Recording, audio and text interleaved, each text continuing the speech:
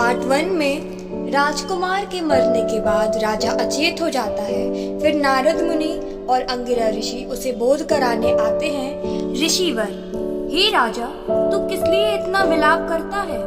वह बालक तुझसे क्या प्रयोजन रखता था? यह सब संसारी जीव अपने पूर्व जन्मों का बदला लेने के लिए इकट्ठे होते हैं। जब उस कर्म का बदला मिल जाता है तो अंत में संस्कार से जानकर मरने का शोक नहीं करना चाहिए। संसार स्वप्नवत है जिसमें आवागमन सा चलता रहता है। सो आप इस बात को समझकर शोक छोड़ दें। उस समय राजा ने पुत्र के शोक में डूबे रहने से किसी ऋषिवर को नहीं पहचाना और बोला, आप लोग कौन हैं? मैं अंगिरा ऋषि हूँ। मैंने आपके यहाँ पुत्र होने का उपाय करके पहले ही कह दिया था कि पुत्र उत्पन्न होने से आपको हर्ष व विषाद दोनों होंगे।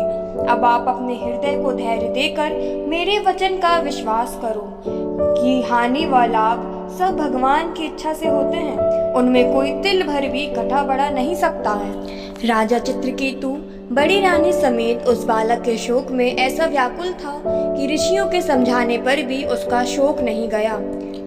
जब उसने आंख खोलकर अंगिरा और नारद मुनि को पहचाना, हे महाराज, एक बार किसी तरह इस बालक को जिंदा कर दो तो मुझे धैर्य हो। कृपा करो महाराज, कृपा करो।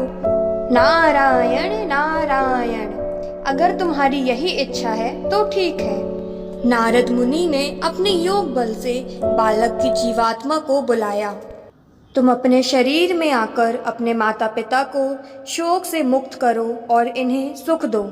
ये मेरे किस जन्म के माता पिता हैं और मैं किस जन्म का इनका बेटा हूँ? तुम्हारे माता पिता बहुत ज्यादा परेशान हैं। संसारी व्यवहार सदा से यूं ही चला आता है। जिस तरह मनुष्य दान करने से उसको अपना जानते हैं, परंतु वह किसी का नहीं होता, उसी तरह जीवात्मा भी 84 लाख योनियों में भ्रमता है, परंतु वह किसी के अधीन नहीं होती। इसलिए मेरा और इनका कुछ नाता नहीं है। पूर्व जन्म में मैं और चित्रकेतु दोनों मनुष्य राजा होकर आपस में लड़ते थे।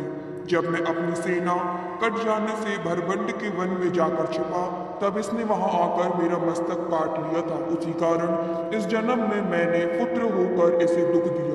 यह सब स्त्रियां पिछले जन्म में 1 करोड़ चींटियां होकर एक माद में रहती थी। हमने दातौन करते समय उनके बिल में पानी गिरा दिया तो वे सब मर गई। उसी के कारण इन्होंने इस जन्म में मुझे विष देकर अपना बदला लिया। इसी तरह सब जीव संसार में जन्म लेकर एक दूसरे से अपना बदला लेते हैं। ऐसा कहकर वह जीवात्मा चली गई और ये बात सुनकर राजा व रानी का शोक छूट गया।